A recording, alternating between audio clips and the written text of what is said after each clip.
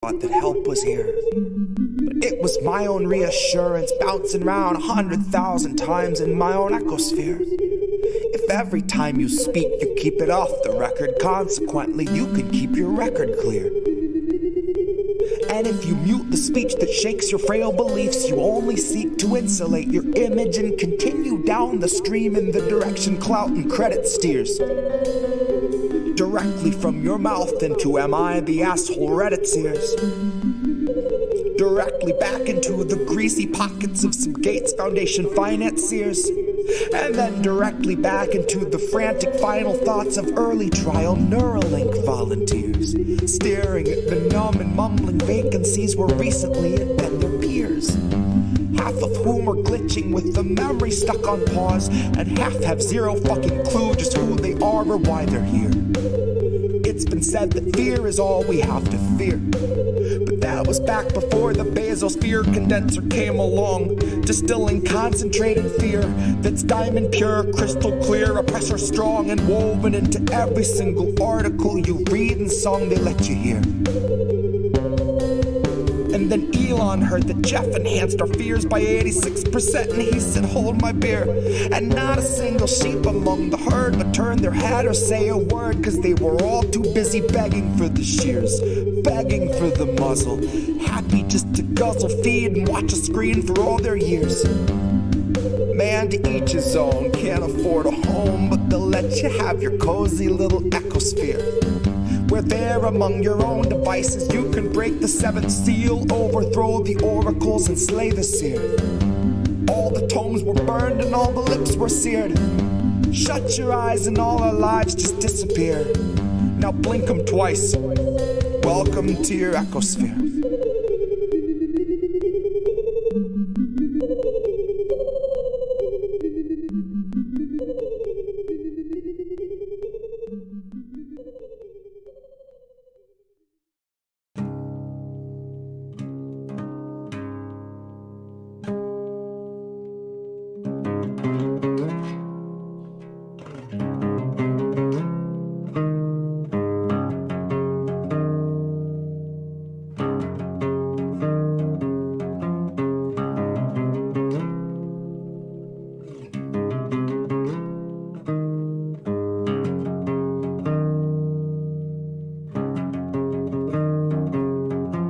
Legend says that Hercules swept Cerberus right off his feet and effortlessly set him down softly as a songbird. Atlas kept the world upon his back and every day wondered whether he could stand it any longer. And Reade came out to say the man they tried to label the messiah of morality was really just another rapist. And I don't intend to hesitate when asked who was the stronger. Tara, like Assange, knew that carrying the truth would be the hardest labor. Tara knew that her assailant wasn't gonna make us any safer, and knew he's just the type of man to hand a decent foreign leader US printed walking papers, and knew he'd be relentless and aggressive in the war he'd wage upon her very character, that his attempts to weaken and degrade and embarrass her would be her only compensation. But I strongly doubt that anyone could ever have foreseen the stream of hate that came from quote-unquote progressives and the self-styled titans of survivor advocation. So if you really think there's something to be gained out of sharing your pain with the world, you are sorely mistaken. The Biden team just drug their feet addressing Tara's allegations until they had a decent list of smears, then they aired them out on every station. And it turns out no one wants to hear the truth of who they praised as being worthy of such bloated liberal celebration. That no one wants to really know the person they've so valiantly defended, even when it meant they had to gloat and shit all over someone braver than they'd be if given the occasion. Now cue the faceless comment squad invasion. Cue those fuckers crawling out the woodwork to come analyze the way you wore your hair and what you wear. Like your appearance waives your rights, or that somehow you're the reason for your situation. Somehow they've decided you should bear responsibility for what such monstrous men insist on doing. Somehow they're deluded by the empty, hypocritical, and useless fucking platitudes that bastard keeps on spewing. And I think it's very telling that the best of their excuses when they try to come and justify our president's abuses is a hearty butt Trump. In which case I'll remind you that you never saw the news attempt to sell us Donald Trump like he was morally upstanding or a decent human. But when Joe says something bigoted or ogles someone's little kid, CNN says, isn't this refreshing? Biden's like a mix of JFK and FDR with all the finer parts of Harry Truman. Christ, I know that they don't think that we're the brightest, but at least pretend we got a couple lumens. Ask yourself if you have ever questioned what they fed you, or do you just shut your eyes and then consume it? And now ask yourself if you ate every one of Biden's lies under guise of harm reduction and the promise of a slight improvement. And now imagine long ago that Biden chose to show you who he really was by traumatizing you for his amusement. Now imagine that you watched him touch a Bible with those filthy hands, and then assume the power of the highest seat in all the land, of knowing your attacker wields a global coalition born of 3-letter agencies who'll make a life's mission out of trying to discredit you through lies, damn lies, and collusion. Big tech is never gonna separate from our surveillance state. Fuck's sakes, they're just a breath away from total fusion. So there will come a time where even if you see the light, your voice will never reach the sky through all the bots and all the noise pollution. So trust us when we tell you that the masking of abuses is perhaps this country's oldest institution. And I know nothing nobler than facing it in honor of the truth when you know that the people holding power have been neutralizing truth since there was wet ink on the Constitution. So know that Tara's truth is something crucial to the movement. And if you see yourself a partner to the revolution, help this country see through all the baseless propaganda through the crux of Joe's illusions. And recognize that Tara Reade gave everything she had so she could tell us what the truth is. Recognize the decent thing to do when someone bears their soul and shows their bruises is not to ask for context or offer up your own solutions. Your job is just to listen with an honest mind and put yourself on Tara's side a moment so you understand the path she chooses. That there is no instant fame worth the dragging of your name. And if that's what you think, you've a lot to learn about the kind of facts the mob can handle and the kind that it refuses. You've a lot to learn about the news and all its many uses. Guess you've yet to learn the truth the news will serve as fruit from which they've squeezed out all the juices. And we all eat the husk and just pretend it's full of nutrients and isn't really useless. But the jaws of our ability to yield accountability are absolutely toothless. So don't you kid yourself that any lips are being loosened. They won't ever tell us where the bodies are or show us where the proof is. It's on you to recognize the lechery our president so regularly oozes. It's on you to muster up some honesty and ask yourself how Biden won your trust, but it's America that loses. Open up your eyes and learn to recognize the bruises. Open up your eyes and learn to recognize the bruises.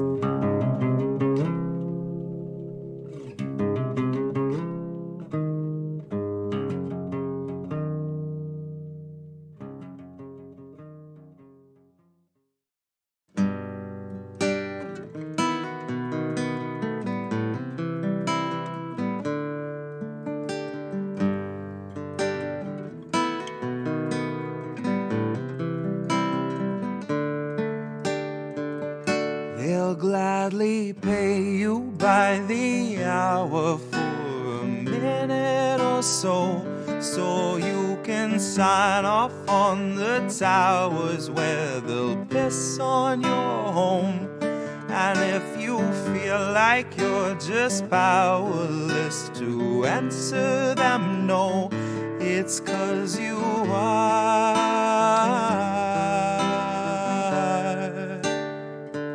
They'll gladly pay you by the hour for a minute or so, so you can sign off on the towers where they'll piss on your home. And if you feel like you're just powerless to answer them no, it's 'cause you are.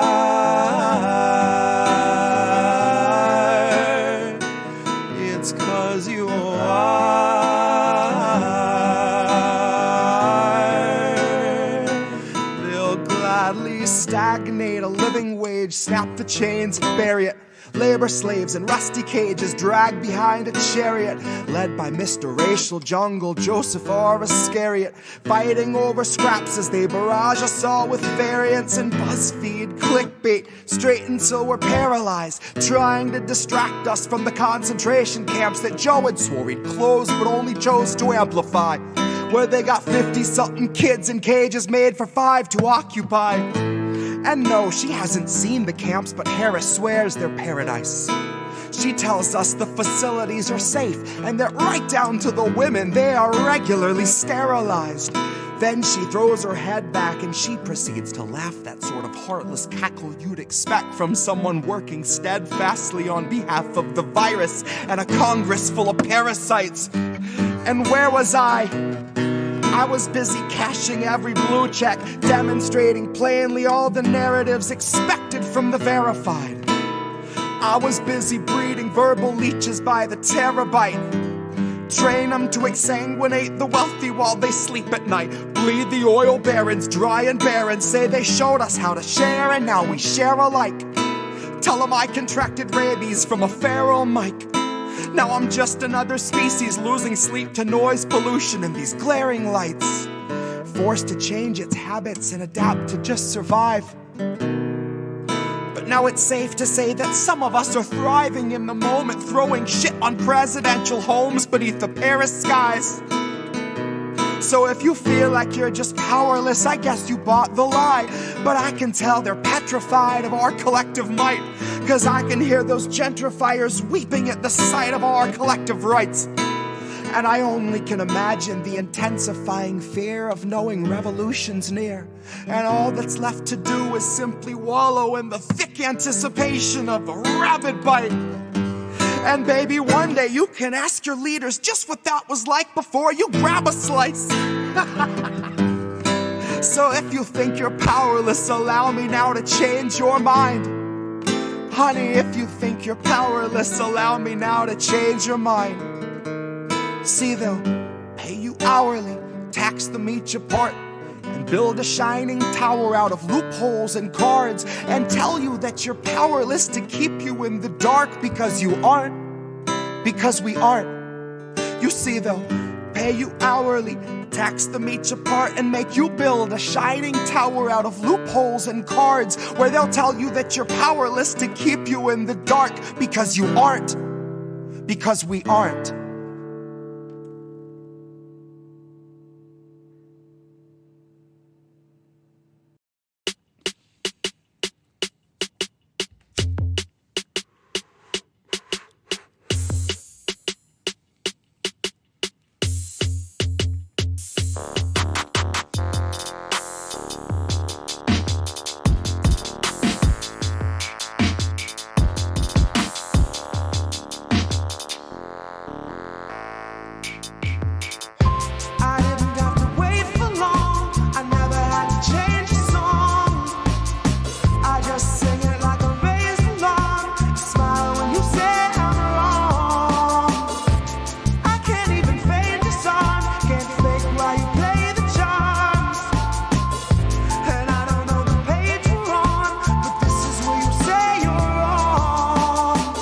Perfect time for you to burn the bridge to self-forgiveness. Now's the chance, take a stand, stay your hand before you cast another vote for corporate interest. Another vote that chokes your hopes of owning your own home or opening a business. They love to say their hands were tied, the stars just weren't aligned for them to get their votes in line to see their promises delivered. But they killed it in an instant. Bills don't die by accident, they're all assassinated on behalf of the congressionally kismet by some lobbyists who see themselves as agents.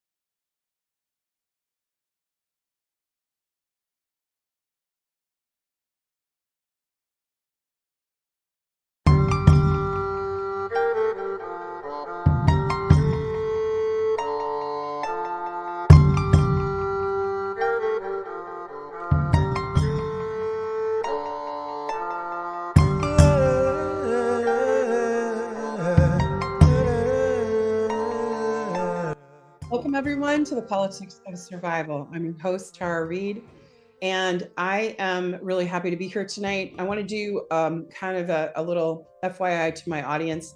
There's kind of a very windy storm blowing through where I live. And if you lose me, you'll have Reef, who will be able to talk with our guest, whom I have, who's live from Moscow, and I'm very happy. Before I get into that, though, I wanted to say a word of thank you to Dan Kovalik, who is a professor of law at the University of Pittsburgh School of Law. And he is a humanitarian lawyer. And he had to take my place today at the UN. I was invited to speak about an issue, and the UN didn't really want to talk about it. And the Russians were trying to get this on, in front of the UN to talk about the weapons that are not making it to Ukraine and ending up in the hands of terrorists. Now, the president of Nigeria has talked about this. In Finland, it was discussed. There's an article, a really good one by the Gray Zone, Max Blumenthal, who is brilliant. Of course, Aaron Montes talked about it. CBS did a documentary about it. Up to 30% of the weapons weren't making it, but I think it's maybe even more or less, depending on what day you're asking. But there's been a lot of problems with this, and no oversight and no accounting. So this issue had to get on the table, and Western countries were fighting, saying it was Russian disinformation. Well, it's not. A lot of legacy media, including the Washington Post, has talked about this problem. And all citizens of the world, America and Europe, should be very concerned that these billions of dollars worth of weapons are going into the hands of terrorists all over Europe and in Africa.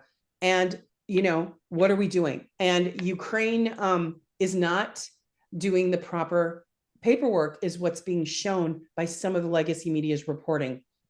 And so we're not even talking about what they call Russian disinformation or independent media. We're talking about legacy American media as well as British that's noticing, and Interpol, which is a law enforcement agency of Europe, talked about the danger of all these weapons flooding the black market via the web. And of course, that might involve cryptocurrency, which, as you recall, my audience that's listening, about the FTX scandal. So anyway, this is on the radar. Please go check it out. There's a link on my Twitter to Dan Kovalik's wonderful testimony. As I said, I was supposed to talk, and I even had the video link, and I was approved and vetted or whatever. And then all of a sudden the video link was canceled by, apparently, you can probably guess who would not want me to speak in front of the UN, in front of other world leaders. But you know what? I'm not going to be intimidated, and I'm not going to be silent. So Joe Biden's administration can just take a seat, because you know what? I'm here and I'm still standing, and I'm going to be a warrior for the truth. And that's what we need. And I have another warrior coming on the show. Her name is Mira Terada. She was on the show when she was helping do interpretation for, I think it was like 2 weeks ago with Igor and Faina, about the website, the kill site from Ukraine that's backed by the Ministry of Kiev, the regime that's in place, that was placed in by the US in 2014. And this kill site, called the Peacekeeper site or something, and I don't know the Ukrainian word, is doxing and threatening to kill. And when someone has been killed, like a journalist, and there's been, I think, 11, and Mira can correct me if I'm wrong. 12. There are 12. 12. Okay. And so they are, every time someone dies, they put liquidated. It's disgusting. A few years ago, the US State Department called it a terrorist website. Why is it still working? Why does it say Langley, Virginia on it? What the hell is going on? And people need to be loud and talk to their representatives and say, take this website down. There's over 200 children's names on it. So Mira Terada started a foundation against injustice. And I want to talk to her tonight about this website, about her personal story and her experience living in the United States, and a lot of other things. So welcome, Mira, and thank you for coming. Thank you, everyone. Thank you for inviting me, Tara. It's such a pleasure. Yeah. So fired up tonight. Yeah. So what happened? Oh my God. I lived in the United States for 8 years. I've been going back and forth, but the total amount of time I spent in the United States, 8 years. So US for me is like a second home. I lived in Washington, D.C. I lived in Houston, Texas. I've been traveling around United States. I have many friends, relatives living there. I have partners who I work with in the field that I'm working on right now. I will tell you about it a little later.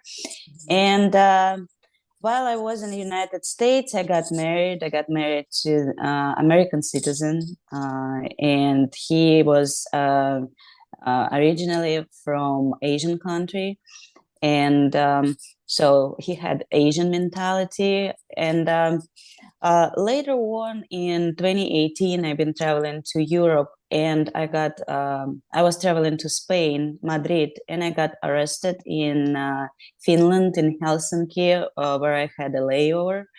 And 43 days later, after I've been already in custody, not even in jail, but straight in prison, in male prison, they gave me I'm cell. sorry.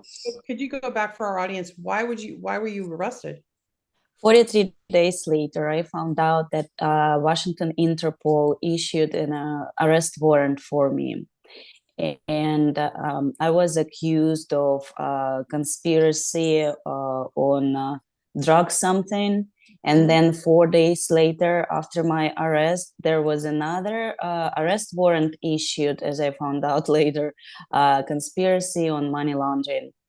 So I had over 6 months of long fight with the extradition, but I lost that fight. And the following day, after extradition decision was made by Minister of Justice in Finland, he quit his job. Oh, wow. And yeah, and 3 days later, I was picked up by the U.S. Marshals and was extradited to U.S. To the detention center in Alexandria, Virginia, where I spent about 10 months. I still was not indicted by that time. All that was happening only based on a criminal complaint. And later, 10 months later, I think I was indicted. And then I had to sign a plea on one count of conspiracy on money laundering. There was no way I could prove my innocence. By that time, like a year later, my ex-husband was arrested as well. And he gave a testimony to the Interpol that I didn't know about anything. I was innocent, and I was hoping that he would go to my trial and testify as well. And I had a couple of witnesses that could testify on my behalf as well. But in a weird way, like a week before my trial, my ex-husband disappeared.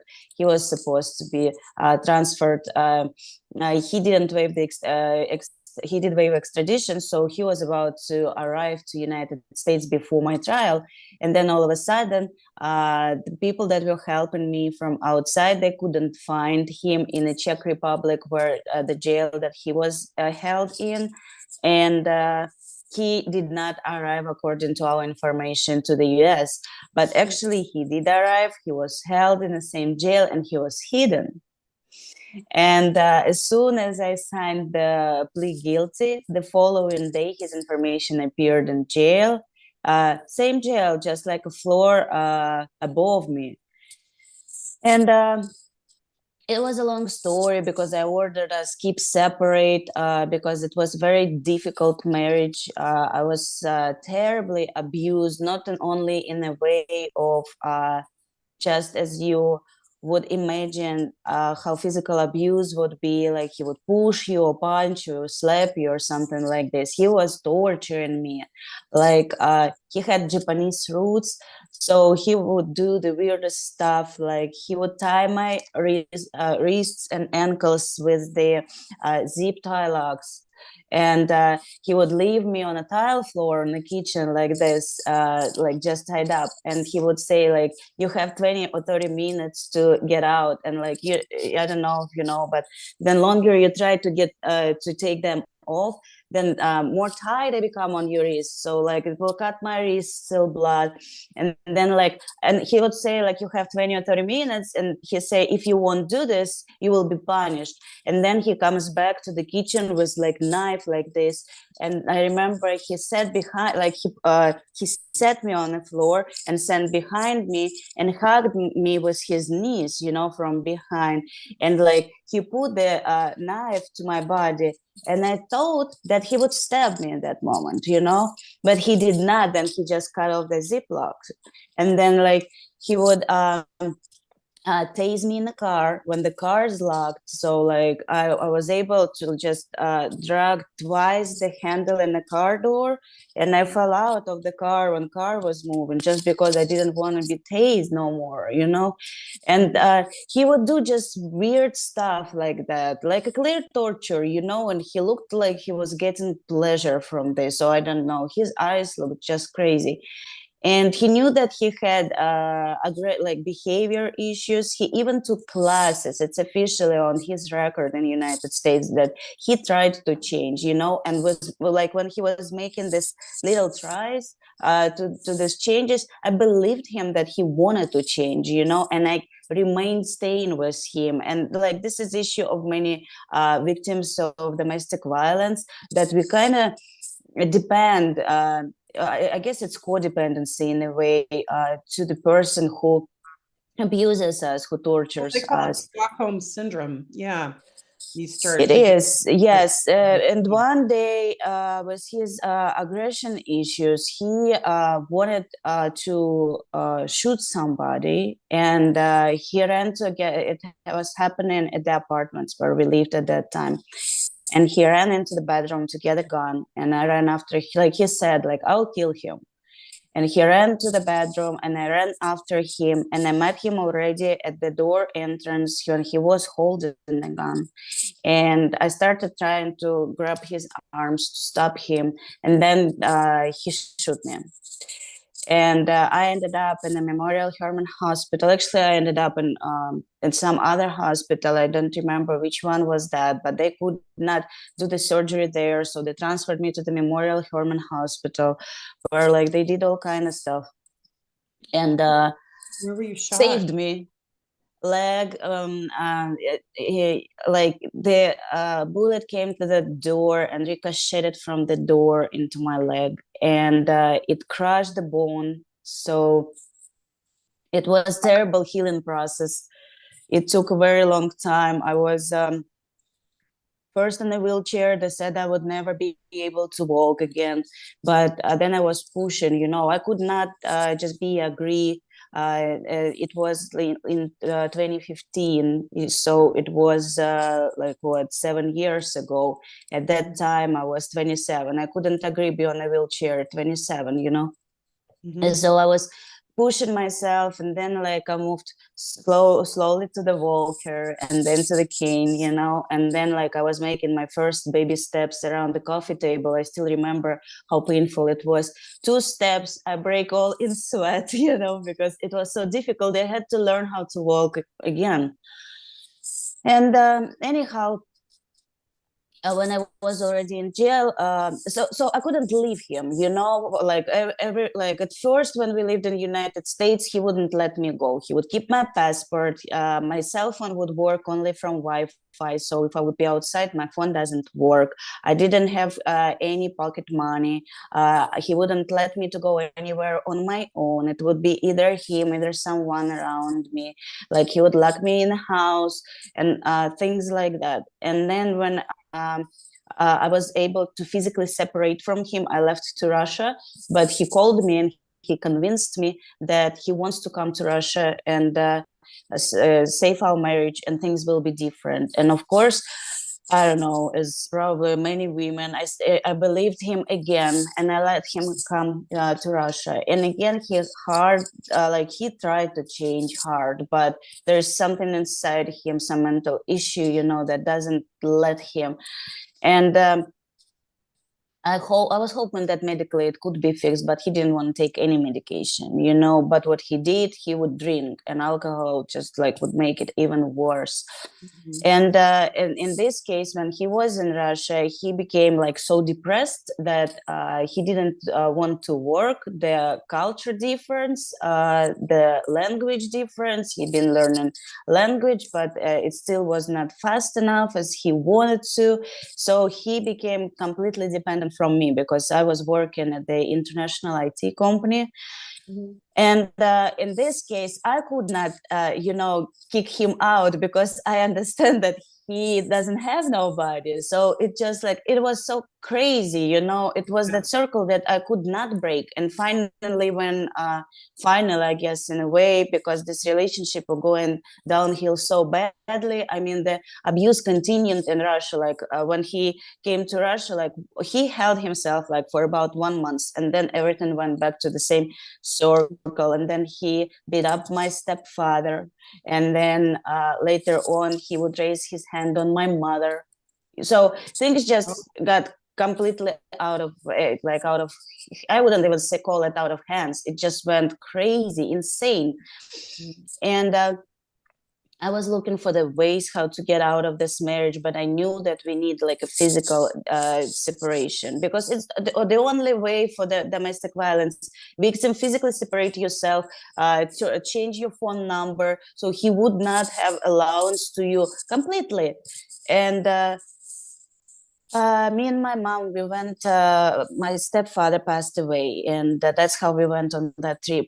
She was very depressed, so I went her a little bit like to get away, and that's how I got arrested. And this actual physical distance helped me, like this bad thing that happened to me, helped me to think what was happening, and kind of work on my brain. I worked with the psychologist also inside the prison, and then I got consultation from the lawyer. Then I got consultation from the psychologist. Then I met with the priest, because in Orthodox Christianity, divorce is something that not really accepted unless some certain circumstances like mine. So I kind of got explanation from the priest, so I felt free to file a divorce, which I did. And yes, already in the church allowed you to stay in the church. I mean, did they allow you to stay? Yeah, yes, of course. Oh, what a cat. He's listening to your story, and he sympathizes. Yes, looks like it. His name's Che Guevara. Anyway, go ahead. He is very cute. And when he arrived in the same jail, I ordered us keep separate. But unfortunately, U.S. authorities in jail, they ignored it. But I would believe if it happens once, it's a mistake. But when it happens second, third time, it's already an intention to see what's going to happen when they see each other. And that's what they did. They would cross us constantly, like either like at the church service, which he wouldn't go because he's a Buddhist, but he would go there, register there just to see me. And like we keep separate. We shouldn't be together. Anyhow, long story short, I had to plead guilty. I got 1 count on conspiracy on my laundering, and I got 3 years. The judge took 6 months off for the time that I spent in prison. And then I had like 2.5 years left. And on my release day, I was not released. And later on, I found out that US authorities lost my passports, so I couldn't fly back home. And besides that, they kept my international passport. But I know that they didn't lose it, because now working with prisoners, with Russian prisoners who are arrested all over the world, I know that it's normal practice when authorities keep your documentation and they just use it for whatever purposes. And they kept my national passport, which is the property of Russian Federation, and they knew it, and it's completely illegal, but who cares, because US law is the extraterritorial law, so none of the laws, including international laws, unless they're part of that agreement that they signed, touches them, they can do whatever. And so when you don't have your national passport, you have to prove that you're the citizen of your country. So I had to prove that I'm Russian.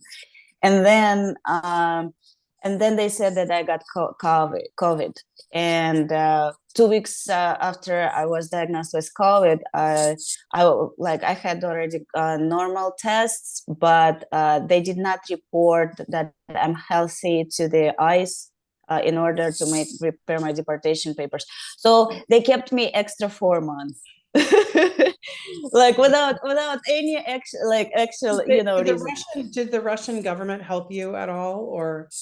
Of course, they were trying what they could, but it's like, one side field game. Like they would write something and they would not get any response.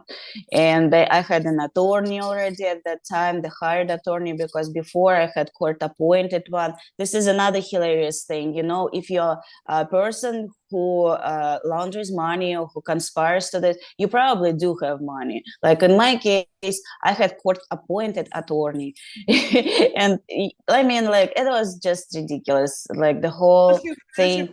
Do you feel like there was a reason you were targeted? Other than, I mean, were you targeted is what I'm asking you, by the US government, or what is your opinion about this, or your I'm confident about it. I actually wrote an autobiographical book about it, and I made 4 different guesses why that happened. I'm confident that I was targeted, and I know that in all those, whichever case that was, I was used as a... I'm sorry? The name of the book is the Hostage of Country of Freedom, 888 days in American prison, because that's exactly like how long I spent. 888 days. Weird number. Is it available on Amazon or anything? Is it available? It's in Russian right now, but we are working on getting it translated, so English speaking audience also can read it, because it's interesting experience. It's very easy to read, and I'm not only talking about my story as much I talk about people that I met and their destinies, and how everything works inside, and how opposite it is from what you dream of when you go to the United States. I still love that country, don't take me wrong. I'm not mad about what happened, because it's not the people who did that to me. It's the system that currently is in United States that just chewed me and spit me out, in order just to use me as a tool in whichever interests they try to follow. And when it doesn't happen, when you cannot be used and controlled in the way they want, they just chewed you and spit you. And unfortunately, that's what happened to me. And the funny part, like, I hope that what they've been doing, because what was used against me while my incarceration, according to the international law, would be described as a torture, because all those shackle system that right now in the US, according to the international law, it's a torture. All that situation with the food, with the lack of medical care, with the psychological pressure on a daily basis, segregation, because I was segregated over 1 year. I was not outside, I didn't have any fresh air for over 10 months. You don't have a mirror, you don't know how you look like, you don't have a watch, so you will be lost constantly. You don't you don't have clear windows, so you don't really know, is it day, is it night, is it winter, is it summer, only those weirdest shadows. And all this, according to the international law, is torture. The fact that I was shot was used as a pressure toward me also, because during some time after you're supposed to go to sleep, they would turn on the sounds of like shotguns, you know. So like it's just ridiculous. And while you were trying to sleep, they would yeah, yes. And then like while why? you're What was like, the purpose of that? Just to torture? it's a type of psychological pressure, because of course it's a torture, because you do have flashbacks, you do have phantom pain, you know, and all the type of things. But every human being can adjust to anything, I guess. And like, yes, you are tortured first week, but then like every day you get better and better and better, and every day you go through this pain, but then like you either accept this pain in a different way, either you just learn how not to pay attention to it and focus on what's more important. That's where I learned how to meditate like really good. I thought I did meditation before, but that's the probably a point of my life where I learned how to focus on what I need to be focused in order not to notice what's happening around me. And and then like they wouldn't let you sleep, because they would go like making their rounds, and they either will use the flashlight, you know, which is like, if you will light something like this, it does like quickly in a little window in your door, it does remind you against shots, because when the gun shoots, you see the light, like, you know, quick. And that's what they do again, you know. And then they would either keep you in a completely cold place, or they would keep you in a hot place, you know, like changing all these temperatures and all this medication stuff. Like you don't know what medication you're taking, because you don't see the box. They would bring it to you in a cup, like, what are you taking? You have no idea, you know. And all these crazy reports. I remember like I moved to one prison, and I was there only for 3 days. It was quarantine. And so I don't go anywhere outside of myself except for 1 hour a day. And in 3 days, they had like 60 pages paperwork on how I behave, how I raise my eyebrow when I'm reading a book. But how do you know if I don't see an obvious camera in myself? What does it mean? It's just disgusting, you know, like if you would. And then like I had some amount of time when I had to live in a cell with the camera that like working 24/7, you know. And then like they would put you through the through the strip searches. And then like my extradition process, for example, was without any female. It was all men, so you would have to go to the bathroom handcuffed with the man. Like you would have to you spend, like, we were flying almost 24 hours, because we had a layover in Amsterdam, and then it was a plane delay and so on. So you would have to be with that person constantly, and it's a man. And after the abuse I went through, you know, it's not that easy.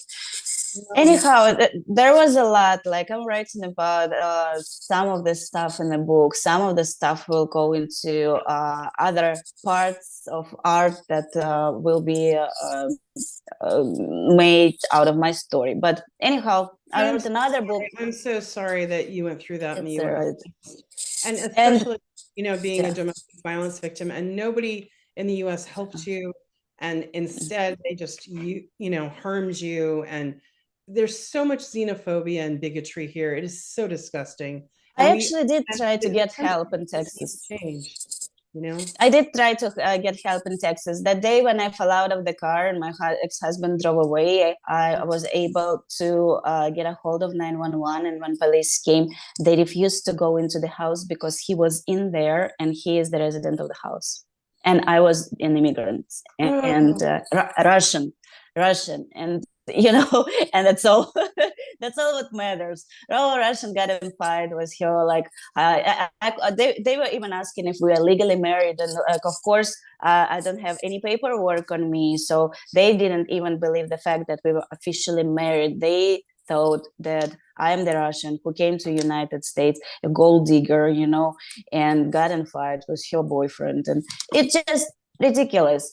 So of course, according to that, I also had a huge disappointed in the police from the beginning. Had trust issues with them because had terrible experience. So there's just a lot. And then I wrote another book actually about how to resist psychological pressure that's been translated to French and published last week in Canada. And that book is in Amazon and so on. What's the name of it? How to survive under psychological pressure. That's the name of it. Okay. Hey, Reade, do a quick search and see if we can find it.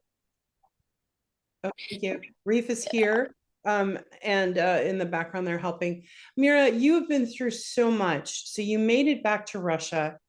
And I would think that you would just want to have a banya, and like have your job and put it all behind. But you actually started a foundation I to did. help others. So that's really something. So could you kind of talk a little bit about, first of all, what it was like to come back to Russia and adjust, but then to what prompted you to start your foundation? And we'll wait for Reef to try to find that book.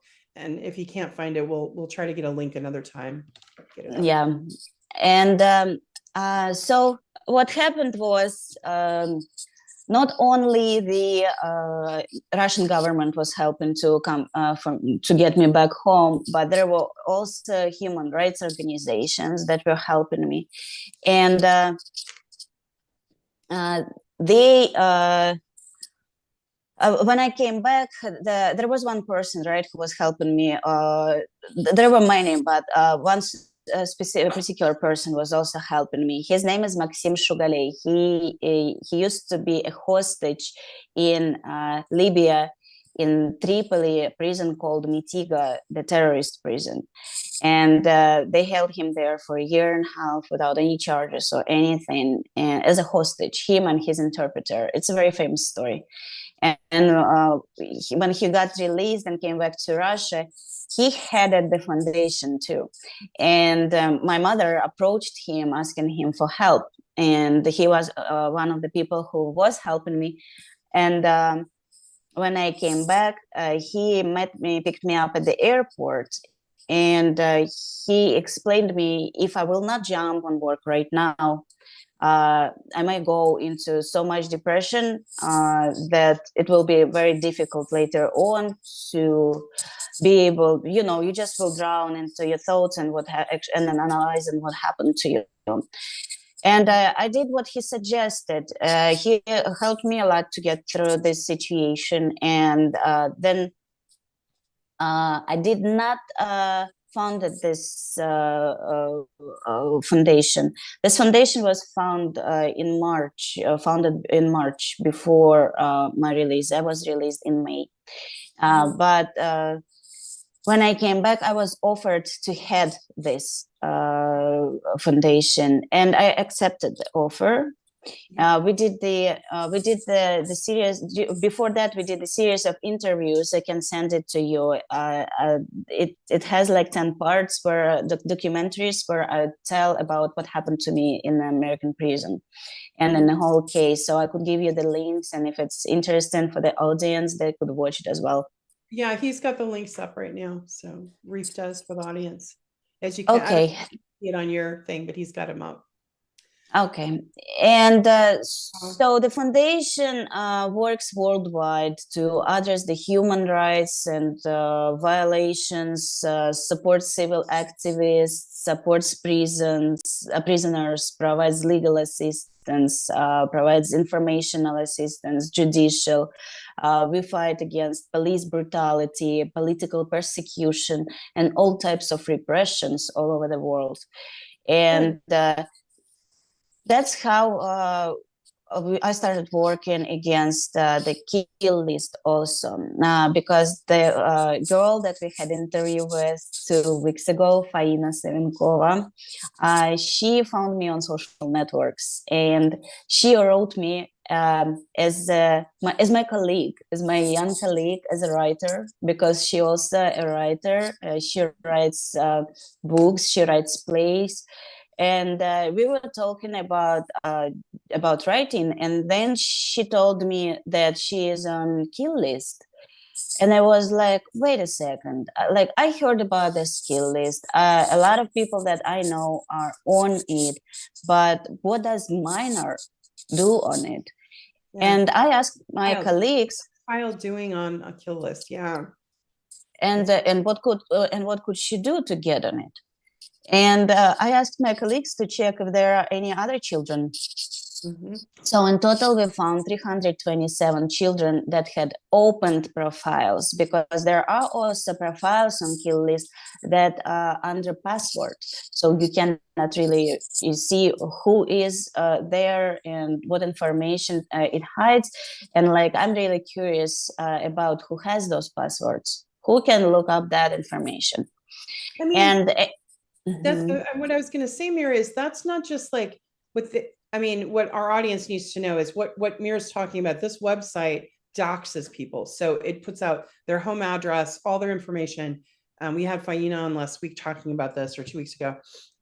But the other really remarkable thing about this is, I mean, it could lead to human trafficking. It could lead to, they're vulnerable, you know, I mean, it's horrible. I mean, yes. So go on with what you're saying. It does look like a pedophile menu for real, because like you would open those pages and it has their picture, as you said, home address. Faina had situation when some random person showed up at her house and said that he found the address on on kill list. It's called Mira Terada in Russian. And so, and it does prove how dangerous it is. And then you see all those people that were murdered, and it marked liquidated. And you know, that interesting part, we did analyze that part of who is on what children are on the list. Like it's not only Russians, like if you would say, right? It's also Ukrainian children, it's also LDPR children, right, from Donbass. It's also Belarusian, Armenian, from Azerbaijan, from different countries, different ages. The youngest child is 9 years old. She's a girl. She ended up, yeah, I thought Faina was the youngest at first when I met her, but like, what was my shock when we found out that the youngest one is 9 years old, and she ended up on kill list for participating in a Victory Day parade.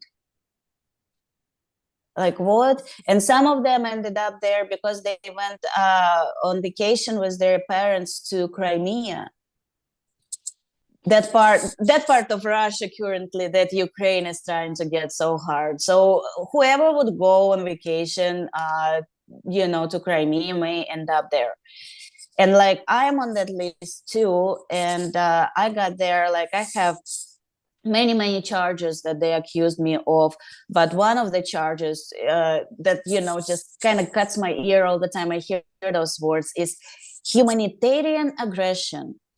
How is it even possible, you would think, right? I will tell you how people from Donbass asked me to send them my book, and I sent a box of books to them to read, where I tell my story, because they see a lot in common in a way, because in partly I was hostaged, I went also through the gun wound, and it's a lot that people from Donbass are going through. A lot of their relatives are hostage, many of them been wounded, and they want, it's interesting how that works, and how it clicks in their mind that we have similar life stories, and how we went through this. They said it inspires them. The book went to the library, to the hospitals, and to the military troops, because when they have a break, they can read a little bit and get away. And I was accused of the humanitarian aggression. Unbelievable. Yeah. So, Igor, and very famous people are on the website, I think, probably to get attention, like Roger Waters, the musician, who's very outspoken about freeing Julian Assange. Igor Lopotonik, Oliver Stone. Igor is a producer director, works with Oliver Stone as well, the famous award-winning director. And there's so many. I am so sorry that you have to live under that kind of fear. Like, to not be able to travel to those places to do your humanitarian work without that fear of, you know, being targeted. I do actually. I just came back. I just came back 2 weeks ago from Donbas. I How did still it go? travel. How did I it still go? travel. It went perfect, actually. Me and Faina were awarded. We got the state award for the having caring hearts, and no matter what, living under all this pressure and threats and danger, we still do our work. We still protect children of Donbas. Me and Faina, we did first children Congress. It was like a video bridge in between children from Lugansk and St. Petersburg, and it was so nice. All that support was given. I remember one boy, he was 6 years old from St. Petersburg, and he was interviewed. His grandmother was there, so he was interviewed, and the journalist asked him, like, so what do you want to say to the children from Donbas? And he said, don't be afraid, we are together. And it was so cute, you know. They have so much like compassion and support and all of that. So right now I'm planning, not right now, but in 2023 after the holidays, God willing, I will do the international congress, and I would want to introduce to each other children from Syria, from Afghanistan, from Iraq, who's been invaded and bombed by NATO countries, who went through something similar that Donbas children are going through right now, so they can share their experience and help each other. It's so important for them to feel that they are not alone, that people care, because for 8 years the whole world was silent. Very silent. Yeah, that's a kind of a I mean, I can't even imagine. That's kind of a gaslighting is the term that's used in the U.S. based on a yeah. Well, you're familiar with it. I mean, it's just I've been to American prison. That's what they do in there as well. Yeah, they gaslighting, experiments, Asha, and all kinds of stuff. It's bizarre. United States is has all these two sides of the same medal. You know, the beautiful world and the completely dark world, and the same as people, beautiful people and completely dark. I'm so sorry that happened, but I'm also so happy that you're bringing peace and joy to children and comfort and compassion, because that they need to see that in order to grow up and be that, right? Like if they're constantly seeing violence and hate and bigotry and you know, that's just it creates the future of the world in a dark place, right? So you're bringing light where there's darkness, and thank you. Yeah, so thank you for doing that. As far as what's the next step that can be taken to get this website taken down? Faina already did a video to the UN, and that's what got her on the list. But like, where can we go to say stop it? Like internationally, bridging our communities, bridging our will to make this website be taken down, because it was deemed a terrorist site by Western countries a few years ago. So suddenly it's now being used. And I had mentioned earlier, you know, Wyatt Reade, the journalist who I had on the show very soon after he was almost killed. He was on that list. And then as soon as he arrived, he did something with his phone and it gave his location. And an hour later, his hotel was bombed. He was almost killed. He was a minute away.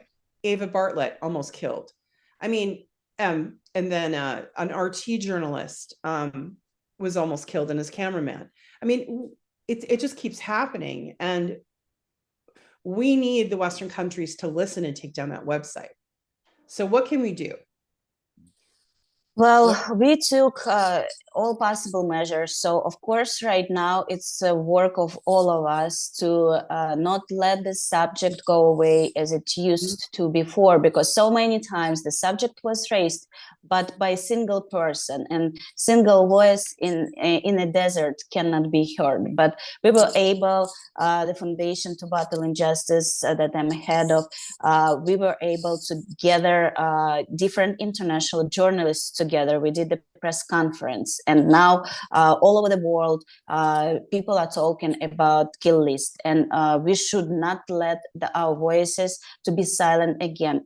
What we did, we collected 2 reports, one report on children and one report on journalists, because there were like over 340 journalists on kill list, 12 who were murdered. One of them is my friend, like-minded person, Daria Dugina, who was blown up in her car. And by the way, December 15th is her birthday. She would be 30. I'm preparing a huge event for her. I'm trying to, deeply. yeah, I'm trying to do an award in her name, and on a yearly basis, once a year on her birthday, 2 people will be getting that award for their input in traditional values and faith to Russia. And anyhow, we collected those reports and we passed it to Dmitry Polyansky that you mentioned at the beginning of the show, and he submitted it to the UN. And at first, kill list was just condemned and nothing happened. So for all these months, we've been working on trying to get UNICEF, the Children Foundation, on the base of the UN to get any reaction from them. Faina came to Moscow. We tried to arrange with Dmitry Polyansky meeting with representatives of UNICEF and Faina, and they refused to meet, and they did not meet. And it's already a second time. Like at first, UNICEF they wanted refused to meet with Faina. They didn't respond. They ignored completely. First time, like a year ago, they wanted to meet with her, and 2 days before the meeting, they canceled the meeting. This year, they did not meet at all. And then finally, this week, we got first response from UNICEF, the public response, that they condemn, of course, and it should not be working. They made the opinion. But to me, it's a half measure. Yeah. They have to demand. It's in their power. Now, absolutely. What about approaching a celebrity because you know how they use the celebrities to, they're using a lot of them to go for prop up the Kiev regime. And those are neo-Nazis, some of them. So why can't there be a celebrity to deal with protecting children? And that's what we've been thinking about. Yeah, we wrote the hosting provider of this company, of the kill list, is company located in California called Cloudflare. Not long ago, Cloudflare had a scandal over similar website that was posting personal information of transgenders. Yes. And when that happened, Cloudflare shut down that website. So we wrote a letter, but Cloudflare ignored it. And in this case, and I understand going and pressing charges in the United States, maybe for some people painful in a way or in a financial way. But I think the good way, if the celebrity will approach Cloudflare by telling them hey, look, my personal information is here. So I'm telling you, please cancel the service. So that way I will not press charges. Something like that. Try to fix it in a peaceful level. But I'm hoping that through you, we will be able together to call on some celebrities who maybe one single person, or better if people would gather and we finally will get this work done, because it's not only immoral, it's truly criminal, because without your allowance, your personal information cannot be published nowhere. It's illegal on every national and international law. People are getting murdered. There are bids on that website. Oh, you will get $10,000, $15,000, $20,000 for murdering this or that person. How crazy this is. Wow. I can't believe it. Yeah, that's just awful. That's just awful. So I have, so if Reif, can you pipe in here? Has there been any questions or messages for Mira right now? Other than you saying how terrible what she went through was, but I think Mira is the author of 2 biographical books, Hostage of the Country of Freedom, 88 Days in American Prison, and Freedom of Thought, I think, if you look for those. You can find them on his audience. And I'll make sure there's it's in the description as well. You know, and we'll find a way through this. I mean, I think it's just being very you know, we keep bringing this forward and forward and forward. And you know, I'm kind of loud. I have a loud voice online, so I will you know. Thank you, Tara. I believe only together we can do it. Yes, we can, and we don't need a celebrity. We don't need, you are the celebrity. We don't need their PR machines and all that stuff.